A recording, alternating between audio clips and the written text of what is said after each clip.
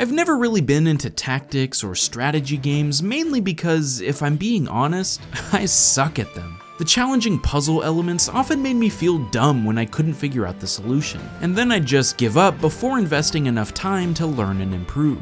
But one of my resolutions for the channel this year is to expand my repertoire of genres I normally cover. So now, with a new tactics title gaining lots of buzz, one with insanely beautiful pixel art, and inspired by the critically acclaimed Advance Wars series, I decided to take a leap of faith. I wanted to find out what the draw is for people that live and breathe these types of games. And you know what? I'm so glad I did, because all my hesitancies and negative feelings toward the genre have totally faded away. Let me tell you why you need to play Wargroove. As I said, I was immediately drawn in by the fluid art style and charming fantasy setting. But at first, it wasn't quite enough to help me get past my frustrations. As expected, I started out pretty overwhelmed. Since it's a tactics game where you control armies and commanders to overtake opposing teams and structures, there's a lot of different elements to manage in Wargroove, such as which units are strong or weak against others, how close you can get to an enemy without being in their immediate attack range, or using terrain to gain extra defense.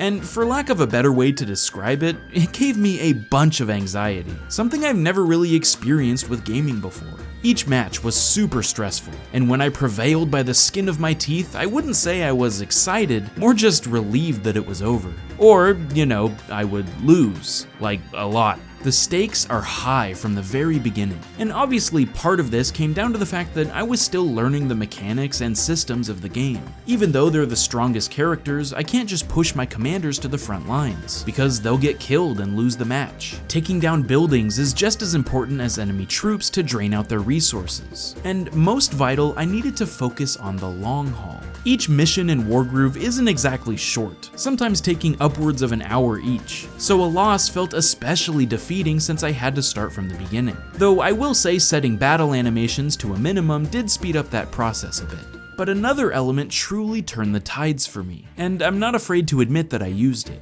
Wargroove has an in-depth difficulty slider, where you can adjust the amount of gold rewarded, damage received, or boost to your special attack power. And this was a lifesaver, because instead of just being a simple easy, medium, or hard selection, I was able to tailor the missions to exactly what I felt my skill level was at that moment. So if I turned everything down, say 20%, and felt like it was just a hair too easy, I could adjust the groove charge back to normal, or lessen the money handicap to keep myself at the perfect amount of challenge. Ever since I swallowed my pride and realized tactics wasn't really my forte, it made a world of difference in my enjoyment of the whole experience. It does limit your ranking to a single star upon completing a mission, but I don't really care about that stuff anyway. I still would not say Wargroove is an easy game by any means, but I was finally able to get into a groove, and feel like I was learning and improving at the new challenges it put in my way. No, from here, you see, it went a step further. I was addicted. This game is so good, you guys. There's nothing like facing overwhelming odds and coming out on top by pitting the right units against each other or flanking a powerful foe to expose their weaknesses. Chasing down the enemy commander when he has no option left but to run away. It's the thrill of the hunt! Wargroove has a wide variety of special abilities for their commanders, from extra healing and defense to calling an extra troop or slicing through waves of enemies at once. But it also has a plethora of different situations to play through to keep the campaign fresh. While the primary mode of taking down the opposing stronghold steals the show, there's also simple skirmishes that feel like a chess match, because once you lose a character, they're gone for good. Or fleeing an overpowered villain and trying to reach the exit unscathed. While the story is enjoyable enough and you meet a creative cast along your journey, they did a fantastic job at adding new hurdles throughout to keep you on your toes. But where Wargroove truly shines is in all the extra features in addition to the main adventure. There's an arcade mode which is similar to the campaign, but you select the character you want to play as, and work your way through various opponents in a completely different quest to find the ultimate weapon. Then you have puzzle mode, which for the most part is too galaxy brain for me, but but I'm really glad it's included in the package. Your goal here is to end a match in a single turn, so sometimes that means defeating the commander or getting a villager to safety, but the coolest part is that it stretches your abilities to learn the absolute limitations of the game.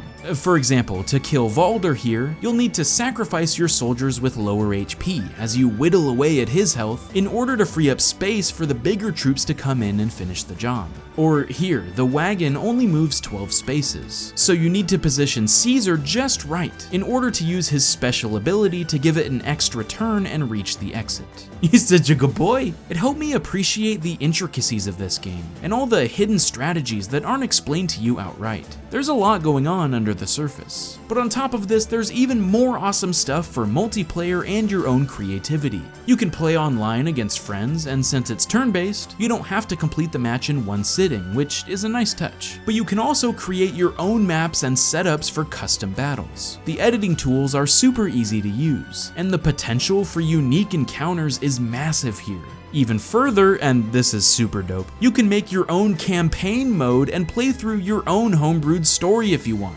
This feels pretty unprecedented from most indie games I've seen, and frankly, I'm surprised more games haven't gone after the whole Mario Maker shtick of allowing you to drag and drop the game assets till your heart's content. But I'm so glad they've included these options. It goes way beyond fluff or padding. The creative juices in my bones are flowing just thinking about the possibilities. Basically, I'm saying if you're already on board with tactics games, this is a phenomenal one. But even if you're not, I would still encourage you to give Wargroove a chance like I did. It not only has given me an appreciation for solving the logic puzzles of who to attack in the best method possible, but it makes me want to try other games in the genre as well. What are some of your favorite strategy and tactics games, and why? What are the must-plays for someone trying to dive deeper into the best of the best? Tell me in the comments below, and I might have to check them out. Who knows, you may even see a good game design on the genre as a whole down the road.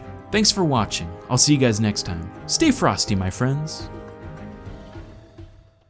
Did you know that there's a Snowman Gaming subreddit? Yeah, I just made one, so there's not a whole lot there yet, but I want it to be a place for you all to come together and talk about future video topics, discuss games, or even share fan art or snow memes. Is that a thing? To kick things off, I'll be doing an AMA on it right now, so you can ask me any question you'd like and I'll start responding later today. It can be something serious about the channel, or asking which condiment is best and why it's obviously barbecue. Don't at me! Head over to r/snowman to join in the festivities, and I'll see you there. Bye-bye.